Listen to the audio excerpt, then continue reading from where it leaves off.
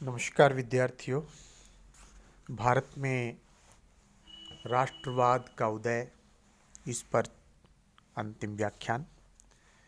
विगत व्याख्यान में विद्यार्थियों हम कर रहे थे कि भारत में राष्ट्रवाद के जो उदय के कारण वो हमने प्रारंभ किए थे, जिसमें विदेशी शासन का प्रभाव, अंग्रेजी शिक्षा के अलावा लेखकों और कवियों का जो योगदान रहा, समाचार पत्रों का योगदान रहा, अंग्रेज़ों की आर्थिक नीतियां रहीं, जिसमें भारत के जो कुटीर उद्योग धंधे थे उनको नष्ट कर दिया गया, विदेशी आयात को प्रोत्साहन दिया गया, निर्यात को कमज़ोर किया गया और इससे भारत में दिन प्रतिदिन गरीबी बढ़ती गई। जो सोने की चिड़िया कहलाने वाला भारत, वो भारतवासी दो वक्त की रोटी के लिए भी मोहताज हो गया। इस प्रकार की जो अंग्रेज़ों की नीति थी और अंग्रेज़ों के स्वयं के जो खर्चे थे, दादा भाई नौरोजी जैसे विद्वान लोगों ने उनके खर्चों के बारे में उन्होंने अपना लेखन, अपना शोध कार्य किया, उन्होंने आंकड़े निकाले, आंकड़े प्रस्तुत किए और वो जो दादा भाई नौरोजी, आर.सी. दत्त ने जो लोगों के सामने जो प्रस्तुत किया, उससे लगा कि किस प्रकार से अंग्रेज़ों ने भारतीय संसाधनों को लूटा है, उनका शोषण किया है और भारत की दुर्दशा के लिए वो लोग जिम्मेदार हैं। इससे लोगों में जो पहले से असंतोष चल रहा था, वो उनका असंतोष और अधिक उग्र होने लगा और अपने देश के बारे में लोग विचार करने लगे कि किस प्रकार से अपने देश का हित हो सकता है, कैसे अंग्रेज़ों को यहाँ से बाहर निकाला जा सकता है। इन विषयों पर विचार होने लगा। विद्यार्थियों, आज का जो अगला बिंदु है वह सामाजिक व धर्म सुधार आंदोलन। देखिए, ब्रह्म समाज है, आर्य समाज है, रामकृष्ण मिशन है, थियोसॉफिकल सोसाइटी है। आप जानते हैं कि इनके माध्यम से समाज में जो बुराइयां थीं और खासकर हिंदू समाज की, धर्म की, वो बुराइयां दूर करने का इन्होंने कार्य किया, सफलता भी मिली। पर साथ साथ में राष्ट्रीय भावना का भी प्रसार हुआ। राजा राम मोहन राय, केशव चंद्र सेन, रानाडे, स्वामी दयानंद सरस्वती आदि ने धर्म के सच्चे स्वरूप को समझाने के साथ साथ, आडंबरों को दूर करने के साथ साथ, धर्म को सरल बनाने के साथ साथ लोकतंत्र के सिद्धांत का भी उन्होंने लोगों को समझाने का कार्य किया। स्वामी दयानंद सरस्वती ने एक नारा दिया, भारत भारतीयों के लिए, इंडिया फॉर इंडियंस। ये नारा काफ़ी प्रचलित हुआ उस समय और लोगों को जगाने का कार्य इस नारे ने किया। लोगों के अंदर ये भाव आया कि अंग्रेज़ों को, जो कि यूरोपियन हैं, विदेशी हैं, जो उनकी दुर्दशा के वो उसके वो आरोपी एक दृष्टि से, उनको भारत से बाहर निकाला जाए। हालांकि मुसलमानों में राष्ट्रीय जागरण विलंब से शुरू हुआ, भारतीयों में तो पहले शुरू हो गया, माफ करना, हिंदुओं में। लेकिन भारत में जो मुसलमान थे वे अपने को शासक ही समझते रहे। इस कारण ब्रिटिश सरकार से क्रुद्ध रहे और अंग्रेजी जो उनकी लैंग्वेज थी उसको सीखने से दूर भागते रहे, उनके एजुकेशन इंस्टीट्यूट में प्रवेश नहीं लिया। लेकिन 1889 में मिर्जा गुलाम मोहम्मद द्वारा प्रचलित जो अहमदिया आंदोलन है, विद्यार्थियों सामने स्क्रीन पे आप वहाबी आंदोलन पढ़ रहे हैं, इसको अहमदिया आंदोलन पढ़ें। इसके माध्यम से, अहमदिया आंदोलन के माध्यम से मिर्जा गुलाम मोहम्मद ने उदारवादी विचारों का प्रसार किया। इस आंदोलन ने जिहाद का विरोध किया। अहमदिया आंदोलन ने सभी धर्म व संप्रदायों के प्रति आस्था व्यक्त की, खासकर हिंदुओं के प्रति। फिर सर सैयद अहमद खान ने मुसलमानों से अंग्रेजी भाषा सीखने का अनुरोध किया और 1875 में अलीगढ़ में मोहम्मडन एंग्लो ओरिएंटल कॉलेज की स्थापना की। 1870 में वहाबी मुकदमे के उपरांत मुस्लिम युवकों में भी ब्रिटिश सरकार की शोषण व सामाजिक असमानता के विरुद्ध आक्रोश उत्पन्न हुआ और वे ब्रिटिश सरकार के विरुद्ध संगठित होने लगे। परंतु 1873 में ही ब्रिटिश सरकार ने मुसलमानों को तुष्ट करने की नीति अपना ली थी। इस कारण मुसलमान अधिक संख्या में राष्ट्रवादी नहीं बन सके, ऐसा मानना है आधुनिक भारत का इतिहास लिखने वाले डॉक्टर हरिशंकर शर्मा का। अब हम बात करते हैं लॉर्ड लिटन की प्रतिक्रियावादी नीति। प्रतिक्रियावादी नीति यानी कि जो एक शासन में एक जो खासकर से जो भारतीय हैं उनके विरुद्ध जो भी काम आने वाली बातें हैं, अंग्रेजों के हित की बातें, राजनीतिक चेतना में कभी कभी दुष्ट एवं अदूरदर्शी जो नियम बनाए जाते हैं और दुष्ट प्रकृति के और अदूरदर्शी प्रशासकों का जो शासन है वो भी राजनीतिक प्रगति में वरदान सिद्ध हो जाता है। यही बात लॉर्ड लिटन के प्रशासन के संदर्भ में कही जाती है। वायसराय लॉर्ड लिटन का कार्यकाल प्रतिवादी प्रशासन के लिए विख्यात है। उसने भारतवासियों के विरोध में कुछ कानून पारित किए, जिसमें विद्यार्थियों पहला कानून, सिविल सर्विसेज में प्रवेश की आयु 21 वर्ष से घटाकर 19 वर्ष कर दी गई कि भाई अब 19 साल से ज़्यादा आयु का कोई भी लड़का लड़की, लड़के ही थे खासकर, वो सिविल परीक्षा में नहीं बैठ सकता था।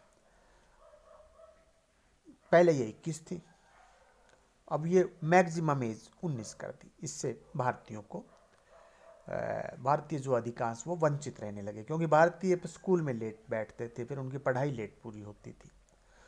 दूसरा जो उन्होंने एक कानून पारित किया, 1877 में महाराष्ट्र में भयंकर अकाल पड़ा, लेकिन इसके बावजूद दिल्ली में एक दरबार का आयोजन किया लॉर्ड लिटन के कार्यकाल में। ये उन्होंने एक दूसरा कार्य किया। तीसरा, 1878 में आर्म्स एक्ट पारित किया। इसमें अब हथियार जो है, जो बिना किसी उसके प्रतिबंध के लोगों के पास में रहते थे, वहाँ एक प्रतिबंध आया। चौथा, लंकाशायर के मिल मालिकों को तुष्ट करने के लिए, लंकाशायर इंग्लैंड का एक शहर, उनको राजी रखने की नीयत से लॉर्ड लिटन ने कपास पर सीमा शुल्क, कस्टम ड्यूटी जो है वो घटा दी, ताकि उनको सस्ते दामों पर कपास मिले, जो कि उनके लिए कच्चा माल था। पांचवा, अफगानिस्तान पर रूस के आक्रमण के भय से उसने सेना में भारी वृद्धि की और अफगानिस्तान को अपने प्रभुत्व में रखने की दृष्टि से उस पर आक्रमण कर दिया। इससे खर्चा जो है सरकार का वो बहुत बढ़ गया। और छठा, जो एक और वर्नाक्युलर प्रेस एक्ट पास करके भारतीय समाचार पत्रों की स्वतंत्रता छीनने का प्रयास किया। ये जो 6 कार्य थे लॉर्ड लिटन के, ये भारतीयों में इससे असंतोष हुआ, और असंतोष हुआ तो अंग्रेजों के खिलाफ उनकी जो भावनाएं हैं वो भड़कने लगी, और वो राष्ट्रीय चेतना का एक कार्य किया। 1870 और 1880 के मध्य भारतीयों में राष्ट्रीय चेतना के चिन्ह स्पष्ट दृष्टिगोचर हो रहे थे। ऐसे माहौल में लिटन ने अपने प्रतिक्रियावादी कानून पास करके भारतीयों के आक्रोश को प्रबल कर दिया। प्रबुद्ध वर्ग उसका कट्टर विरोधी बन गया। जो एजुकेटेड लोग थे वे सिविल सर्विस में प्रवेश की आयु घटाने से बहुत नाराज थे। सुरेंद्रनाथ बनर्जी ने इस दिशा में प्रबुद्ध वर्ग का नेतृत्व किया और राष्ट्र को देशव्यापी आंदोलन के लिए तैयार किया। ब्लंट ने यह सही लिखा है, इतिहासकार ब्लंट, कि जब लिटन ने भारत छोड़ा उस समय भारत क्रांति के कगार पर खड़ा था। ये बात एक इतिहासकार, अंग्रेज इतिहासकार ब्लंट ने लिखी है लॉर्ड लिटन के संबंध में। अगला है इल्बर्ट बिल। 1873 की दंड संहिता के अनुसार अंग्रेजों व भारतीयों के विरुद्ध कानूनी कार्रवाई करने का ऐसा नियम बनाया गया था कि अंग्रेजों का अभियोग केवल अंग्रेज न्यायाधीश के द्वारा ही सुना जा सकता था। परंतु 1880 में जब लॉर्ड रिपन, पहले वाला था लॉर्ड लिटन, और विद्यार्थियों यह है लॉर्ड रिपन जिसकी मैं अभी बात कर रहा हूं। 1880 में जब रिपन जैसा गवर्नर जनरल बनकर भारत आया तो उसके कानून मंत्री इल्बर्ट ने एक बिल तैयार किया जिसका उद्देश्य अंग्रेजों और भारतीयों को कानून की निगाह में समान करना था। परंतु इस बिल की खबर मिलते ही सारे अंग्रेज क्रुद्ध हो गए। उन्होंने लॉर्ड रिपन की कटु आलोचना करना प्रारंभ किया। इसका परिणाम यह हुआ कि यह बिल अधिनियम नहीं बन सका, कानून नहीं बन सका। इसका लाभ यह हुआ कि भारतीयों को अंग्रेजों की रंग भेद नीति स्पष्ट हो गई। इस रंग भेद नीति के निवारण का भारतीयों को केवल एक ही मार्ग सूझा, और वह था अंग्रेजों की दासता से भारत को मुक्त करवाना। अंग्रेज इतिहासकार प्रोफेसर डॉडवेल ने अपनी पुस्तक ए sketch of the history of India between 1858 and 1918, इसमें प्रोफेसर डॉडवेल ने लिखा है ए sketch of the history of India के अंदर कि इस बिल में, यानी कि इल्बर्ट, इस बिल के विरोध ने भारतीयों को एक ऐसे संगठन की आवश्यकता अनुभव करा दी जो अखिल भारतीय हो और राजनीतिक उद्देश्य रखता हो। एक और इतिहासकार हेनरी कॉटन ने भी डॉडवेल का समर्थन करते हुए लिखा है कि इस बिल के विरोध में भारत में राष्ट्रीय एकता को जितना बल मिला उतना बल तब भी नहीं मिलता यदि बिल पास हो जाता तो। कॉटन लिखते हैं कि ये बिल पास हो जाता तो अंग्रेजों को नुकसान कम होता, लेकिन बिल पास नहीं होने से नुकसान ज़्यादा हो रहा है। भारतीय इतिहासकार प्रोफेसर आर.सी. मजूमदार ने अपनी पुस्तक स्ट्रगल फॉर फ्रीडम में लिखा है कि यूरोपियों के इल्बर्ट बिल के विरुद्ध आंदोलन ने भारतीयों को यह अनुभव करवा दिया कि यदि राजनीतिक प्रगति वांछनीय है तो केवल एक राष्ट्रीय सभा के द्वारा ही संभव है, यानी कि कोई एक राजनीतिक मंच उनके पास में होना चाहिए जो कि अखिल भारतीय हो, एक पार्टी ऐसी होनी चाहिए जो कि अखिल भारतीय हो।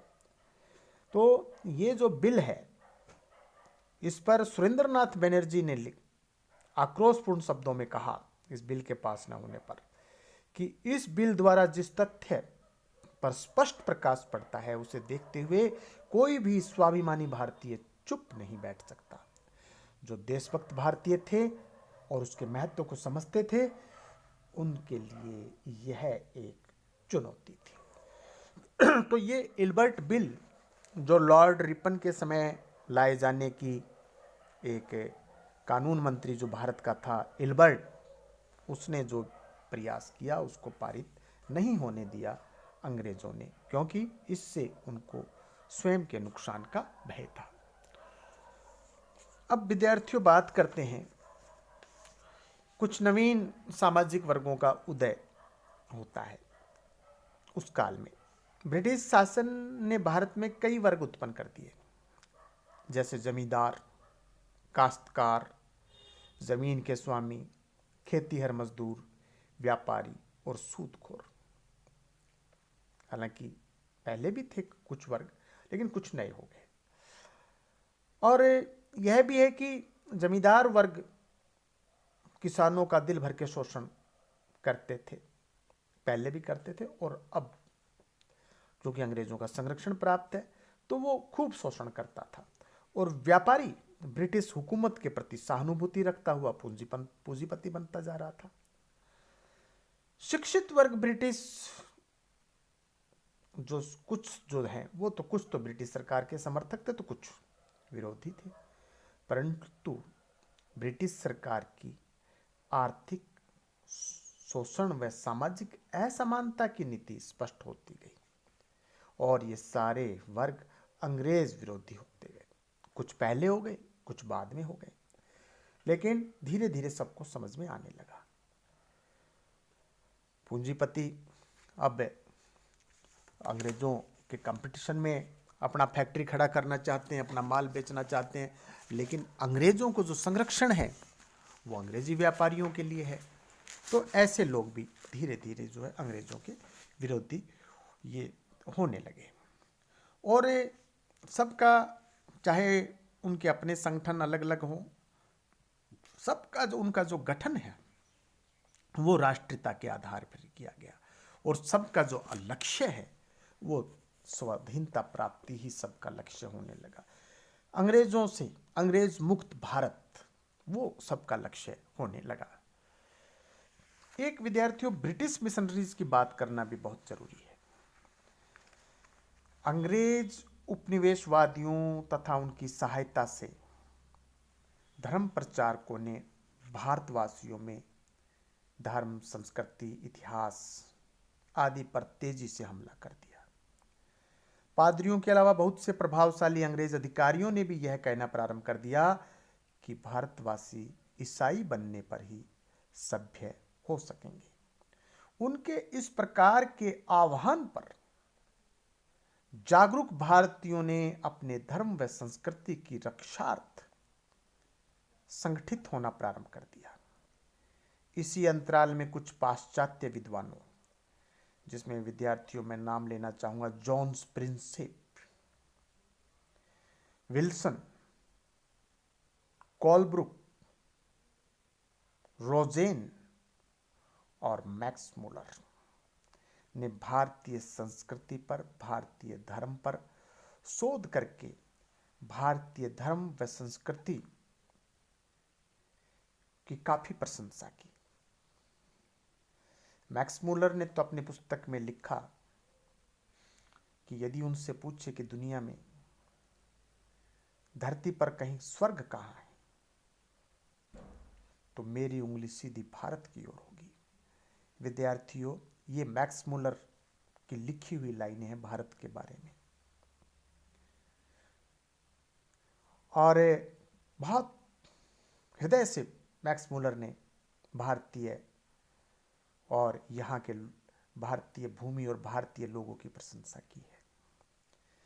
इधर भारतीय विचारकों व इतिहासकारों ने भी ईसाई धर्म प्रचारकों को कड़ा जवाब देना प्रारंभ कर दिया। कुछ पाश्चात्य विद्वान तो हमारी यहाँ पे शोध कर ही रहे थे, अध्ययन कर रहे थे, प्रकाशन कर रहे थे, साथ ही साथ भारतीय विद्वानों ने भी अपने धर्म की रक्षा के लिए आर्टिकल लिखने प्रारंभ किए, पुस्तकें लिखनी प्रारंभ की।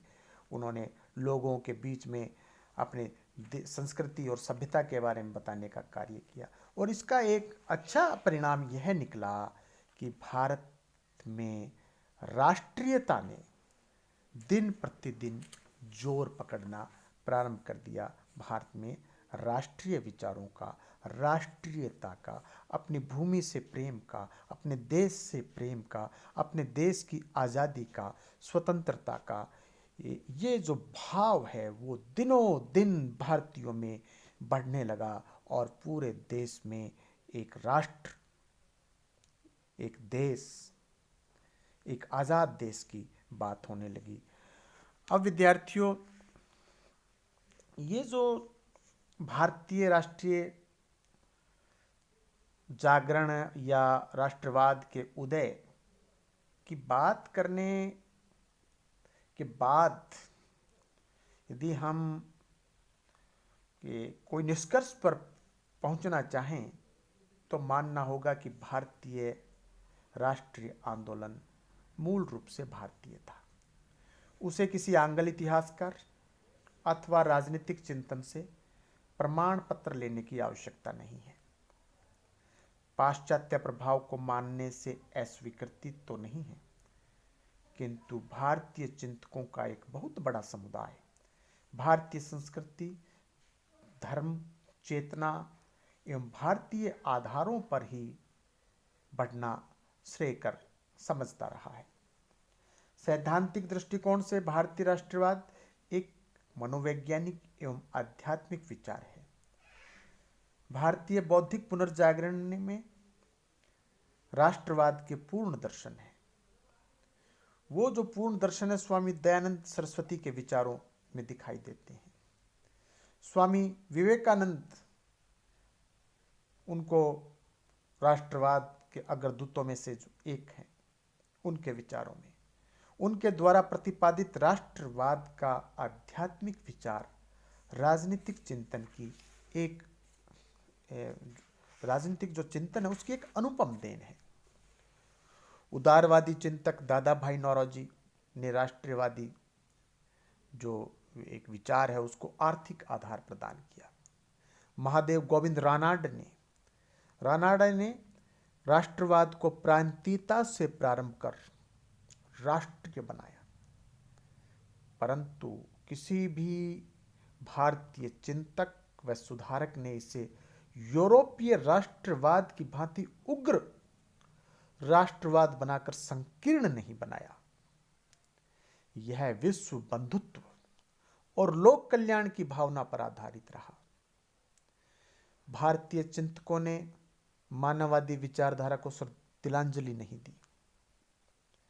उन्होंने भारतीय राष्ट्रवाद को आर्थिक, राजनीतिक, आध्यात्मिक और धार्मिक आधारों पर परिकल्पित किया। वर्तमान सरकारें भी हमारे यहाँ पर राष्ट्रवाद जो है वो एक मानववादी दृष्टिकोण के साथ में रहे, वो हमारी सरकारों का भी प्रयास रहता है। तो विद्यार्थियों, जो जिस समय की हम बात कर रहे हैं, राष्ट्रवाद दिन प्रतिदिन प्रबल और व्यापक होने लगा और उसका परिणाम यह हुआ कि 1885 में भारतीय राष्ट्रीय कांग्रेस की स्थापना हुई।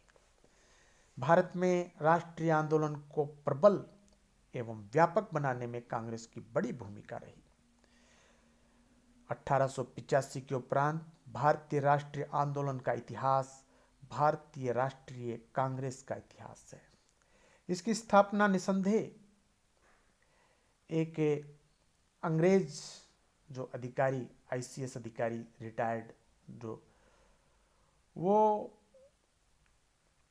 जो आईसीएस अधिकारी रिटायर्ड था डफरिन, और उसका जो एक साथी था ह्यूम, उस ह्यूम के द्वारा की गई थी।